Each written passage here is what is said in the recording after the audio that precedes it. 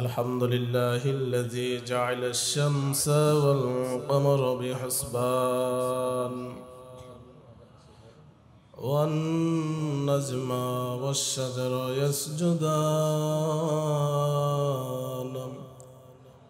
وفضل زمانا على زمان كما فضل مكانا على مكان وإنسانا على إنسان ونشهد أن لا إله إلا الله وحده لا شريك له لا ضد له ولا ند له ولا مثل له ونشهد أن سيدنا وسندنا وحبيب ربنا وطبيبنا وطبيب قلوبنا ومولانا محمدا عبده ورسوله صلى الله تعالى عليه وعلى آله وأصحابه وبارك وسلم تسليما كثيرا الذي أرسله الله تعالى بالحق بشيرا ونذيرا وداعيا إلى الله بإذنه وسراجا منيرا فقد قال الله تعالى في كلامه المجيد وفرقانه الحميد أعوذ بالله من الشيطان الرجيم بسم الله الرحمن الرحيم قل إن كنتم تحبون الله فاتبعوني يحببكم الله ويغفر لكم ذنوبكم والله غفور رحيم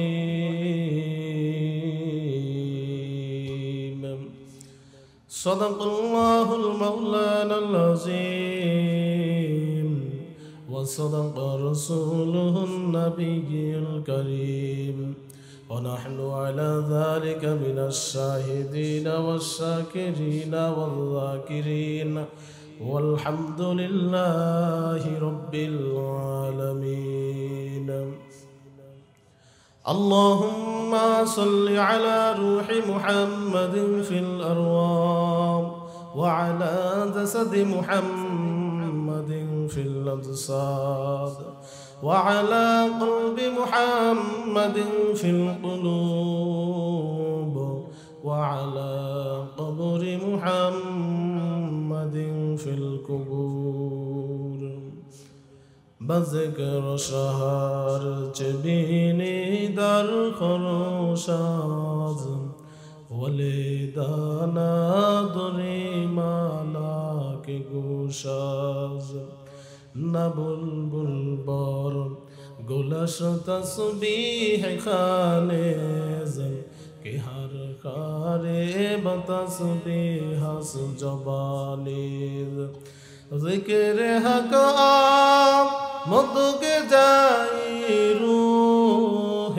را مرحبا مدعی دل مز روح را لا الہ ইল্লাল্লাহ একটু জিকির করি লা ইলাহা ইল্লাল্লাহ লা ইলাহা ইল্লাল্লাহ লা ইলাহা ইল্লাল্লাহ লা ইলাহা ইল্লাল্লাহু মুহাম্মাদুর রাসূলুল্লাহ সুবহানাকা লা ইলমা লানা ইল্লা মা 'আল্লামতানা ইন্নাকা আনতাল আলিমুল হাকীম قل إن كنتم تحبون الله فاتبعوني يحببكم الله ويغفر لكم ذنوبكم والله غفور رحيم আল্লাহ পাক রব্বুল আলামিন বলেন ও বান্দারা আমি আল্লাহর মহব্বত যদি পেতে চাও আমি আল্লাহকে যদি ভালোবাসতে চাও সর্বপ্রথম আমাকে সরাসরি ভালোবাসার সুযোগ নাই আমি আল্লাহকে যদি ভালোবাসতে চাও সর্বপ্রথম আমার রাসূলকে ইতাআত করো আমার রাসূলের অনুসরণকে মেনে নাও তাহলে আমি আল্লাহকে ভালোবাসা সহজ হয়ে যাবে আর যদি রাসূলকে না মানো রাসূলকে যদি মহব্বত না করো আমি আল্লাহকে পাওয়া সম্ভব না এ ভাই কেমন নবীর উম্মত যে নবীর উম্মত হওয়ার জন্য বনি ইসরাইল বংশের নবীগণ আল্লাহর কাছে দরখাস্ত দিয়েছিল ও দয়ার মালিক আমাদেরকে আপনি নবী না বানাইয়া শেষ নবীর উম্মত যদি হতে পারতাম শেষ নবীর উম্মত যদি আমরা হতে পারতাম আমাদের ভাগ্য খুলে যেত নবী না হইয়া যদি শেষ নবীর উম্মত হইতাম তাহলে আমাদের কতই না ভালো হতো কিন্তু তুমি আমি আল্লাহর কাছে কখনো দরখাস্ত দেই নাই আল্লাহ আমাদেরকে শেষ নবীর উম্মত বানাও আল্লাহ পাক রব্বুল আলামিন করুণা করিয়া মায়া করিয়া মহব্বত করিয়া বিনা দরখাস্তে ওই নবীর উম্মত হওয়ার সুযোগ দিয়েছে ওয়ালাকাদ কাররামনা বানি আদম ওয়া হামালনাহুম ফিল বাররি ওয়াল বাহর ওয়ারযাকনাহুম মিনাত তাইয়্যিবাত ওয়া ফাদ্দালনাহুম আলা কাসীরিন মিম্মান খলাকনা তাফদীলা देखो जाकोर आनो में आए मुहतारम मुस्तफ़ा की उम्मते खैरुल उमाम देखो जाकोर आनो में आए मुहतारम मुस्तफ़ा की उम्मते खैरुल उमाम अल्लाहर नबी केमन नबी क्या কেমন নবীর উম্মত আমরা হয়েছি ওয়ামা আরসালনাকা ইল্লা রাহমাতাল লিল আলামিন এই আজকে নবীর ভালোবাসার কথা বলো লক্ষ লক্ষ নবীজির আশিকির অভাব নাই কিন্তু নবীজিকে যখন গালি দেওয়া হয় নবীজির বিরুদ্ধে যখন কথা বলা হয় নবীজির স্ত্রীকে যখন কটূক্তি করা হয় তখন কেন ঘরের মধ্যে বসে থাকো রাস্তায় কেন নামো না আসলে তুমি নবীর আশিক না তুমি যে হলো বিধর্মীদের দালাল এই নবীদের মহব্বত কেমন সাহাবীদের জীবনী থেকে শিক্ষা নাও বিয়ের পিড়িতে থেকে হযরতে আসওয়াদ বিয়ের পিড়িতে বসেছেন কিন্তু যখন জিহাদের ডাক এসেছে নবীজির মহব্বতে বিয়ের পিড়ি থেকে জিহাদের ময়দানে অংশগ্রহণ করেছি অংশগ্রহণ করে নিজের জীবন বিলিয়ে দিয়েছে নবীজির মহব্বত কেমন হানজালা রাদিয়াল্লাহু তাআলা আনহু বাসর ঘরে স্ত্রীকে রাখিয়া নবীজির মহব্বতে জিহাদের ময়দানে অংশগ্রহণ করিয়া হানজালা নিজের জীবনকে বিলিয়ে দিয়েছে এ বাঙালি মুসলমান, চিন্তা করিয়া দেখো, তারা নিজের জীবনের চাইতেও আমার রাসূলকে বেশি মহব্বত করেছে, কিন্তু তুমি নিজেই মুখে ইসলামের কথা বলো, নবীজির ভালোবাসার কথা বলো, কিন্তু নবীজিকে গালি দেওয়া হলে কেন তুমি মাঠে নামো না? আর যদি তুমি নবীজির আশিক হতে চাও, বাংলাদেশের রূপসা থেকে পাটুরিয়া, টেকনাফ থেকে তেতুলিয়া, এই একটা জবান শুনতে চাই যারা নবীজির বিরুদ্ধে কথা বলে, নবীজিকে যারা গালি দেয়, নবীজির স্ত্রীকে যারা কটূক্তি করে, বাংলাদেশের 1 ইঞ্চি জমিনেও তাদের জায়গা আমরা দেব না। এই নবীজির জন্য কেমন পাগল! নবীজি একটা খেজুরের গাছে হেলান দিয়ে খুতবা দিতে, নবীজি বললেন, সাহাবীরা এই খেজুরের গাছটা কাটিয়া তোমরা একটা সুন্দর মিম্বরের ব্যবস্থা করে দাও। সাহাবীরা খেজুরের গাছটা কেটে ফেললেন।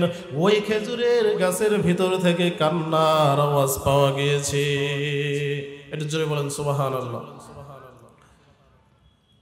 নবীজিকে ডাকা হলো, ইয়া রাসূলুল্লাহ, এই খেজুরের গাছের ভিতর থেকে কেন জানি কান্নার আওয়াজ পাওয়া যায়। রাসূল আসিয়া ডাক দিয়ে বললেন, রে খেজুর গাছ, কি ব্যাপার, তোমার ভিতর থেকে কেন কান্নার আওয়াজ পাওয়া যায়? তুমি হয়তো মন খারাপ করেছো, চিন্তার কোনো কারণ নাই। ও খেজুর গাছ, শুনে নাও, আমি তোমাকে অন্য জায়গায় রোপণ করে দেব, সেখান থেকে তোমার ভিতরে খেজুর হবে, মানুষ খাবে, চিন্তা করো না, মন খারাপ করো না। খেজুরের গাছের জবান আমার আল্লাহ খুলে দিলেন। খেজুরের গাছ ডাক দিয়া বলেন, ইয়া রাসূলুল্লাহ, অন্য জায়গায় রোপণ হওয়ার জন্য আমি কাঁদি না, আমি কাঁদতেছি আমার প্রিয় হাবিবের ভালোবাসায়। কেন কাঁদো? কি করতে চাও? কি করলে তুমি খুশি হবা? খেজুরের গাছ বলেন, ইয়া রাসূলুল্লাহ, আমাকে আপনি মানুষ মারা যাওয়ার পর যেইভাবে দাফন করে দেওয়া হয়, আমাকেও আপনি জানাজা পড়াইয়া দাফনের ব্যবস্থা করে দেন। কাল কঠিন কিয়ামতের দিন যেই জান্নাতে আপনি থাকবেন, ইয়া রাসূলুল্লাহ, ওই জান্নাতের ভিতরে আমি রোপণ হতে চাই। একটা দিন হলেও, একটা মিনিট হলেও যেই জান্নাতের ভিতরে আপনি অবস্থান করবেন, ওই জান্নাতে আমি থাকতে চাই, যাতে করে আপনি আমার নিচে বিশ্রাম গ্রহণ করতে পারেন।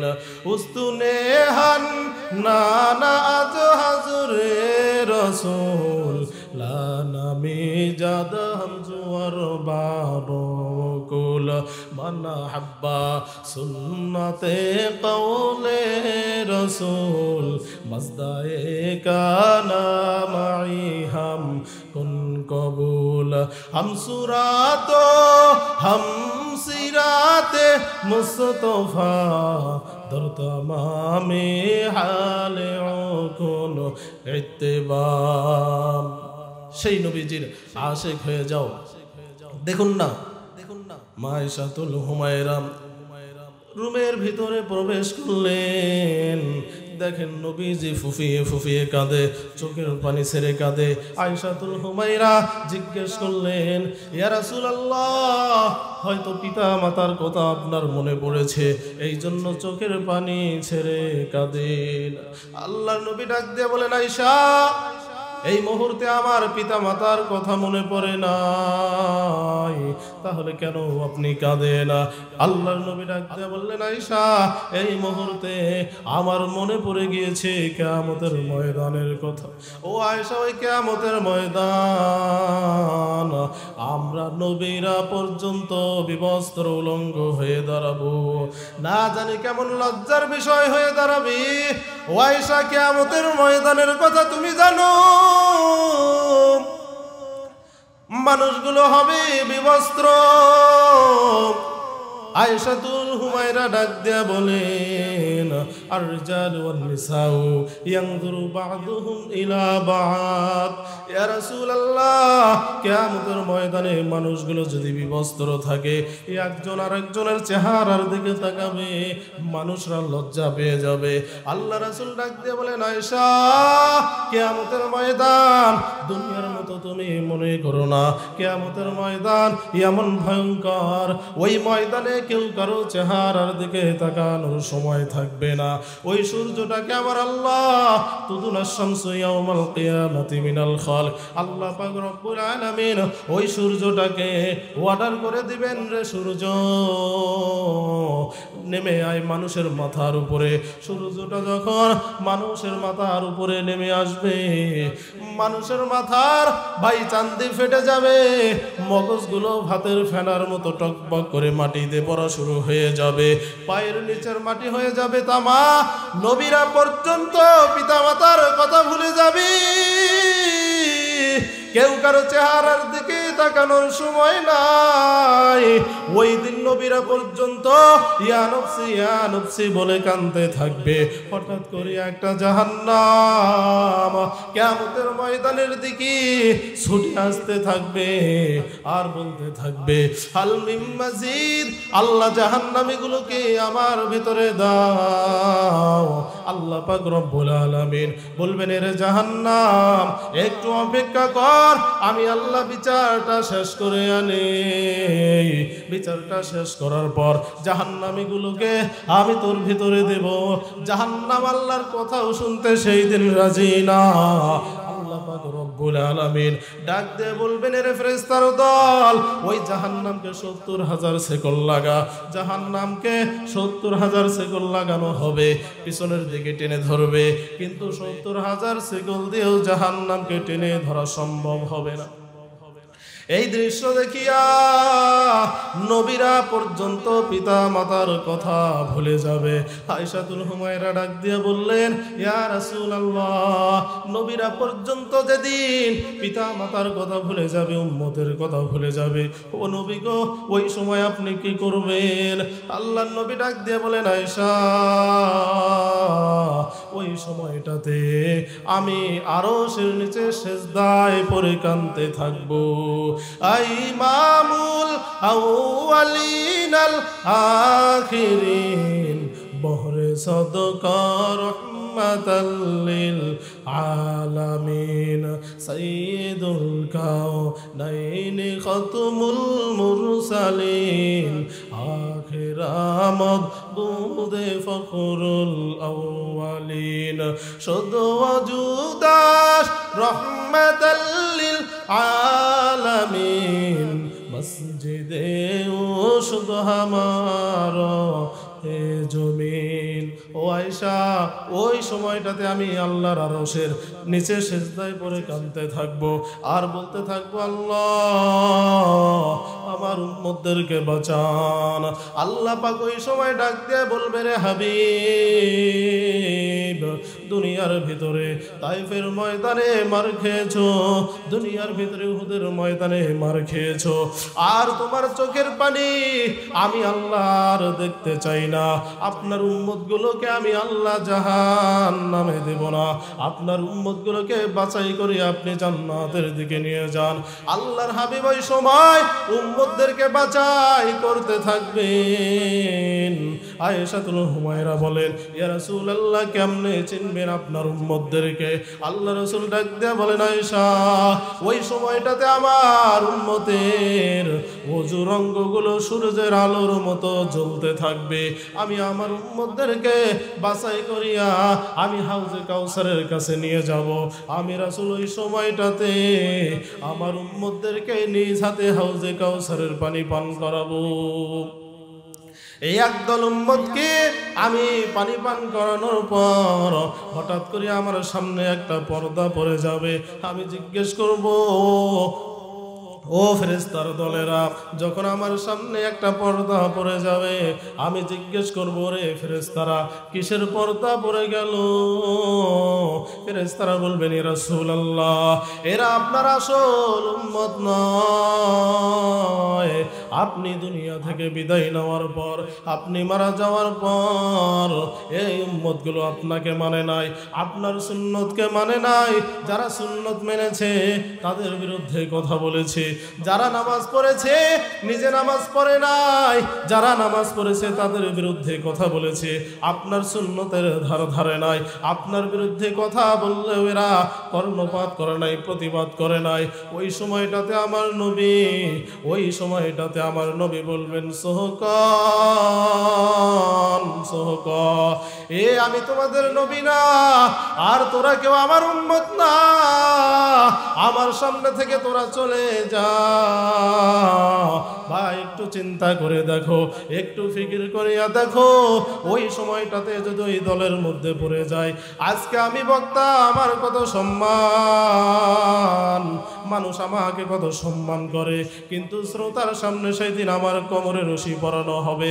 আজকে তুমি নেতা, তোমার কর্মীর অভাব নাই, কিয়ামতের ময়দানে কর্মীর সামনে তোমার কোমরে রশি পরানো হবে। আজকে তুমি ইমাম, আজকে তুমি মুয়াজ্জিন, সম্মানের অভাব নাই। কিয়ামতের ময়দানে ওই দলে যদি পড়িয়া যায় কোনো উপায় নাই। কিয়ামতের দিন এই মানুষগুলো আফসোস করতে থাকবে। আল্লাহ পাক যখন বলবেন ওয়াসিকাল্লাযীনা কাফারু ইলা জাহান্নামা যুমার, যখন ওই জাহান্নামীদেরকে শিকল পরানো হবে, এগুলো আফসোস করে বলতে থাকবে ইয়া ওয়াইলাতানা লামাত্তাখাজ ফুলানান খলিলা। দুনিয়ার ভিতরে আলেমদেরকে দেখতে পারি নাই, যারা আলেমদের বিরুদ্ধে ছিল তাদের সাথে আমার বন্ধুত্ব ছিল, যারা আলেম বিরোধী ছিল আমি তাদের সাথে ছিলাম। আজকে আলেমদের সঙ্গে বন্ধুত্ব না থাকার কারণে আজকে আমি জাহান্নামী হয়ে গেলাম। আউলিয়ারা কারে উকবা ইখতিয়ার, জাহেলারা কারে দুনিয়া ইখতিয়ার। মাইলে মুমিন সুয়ে মুমিন মিশাওয়াদ, মাইলে কাফের সুয়ে কাফের মিশাওয়াদ।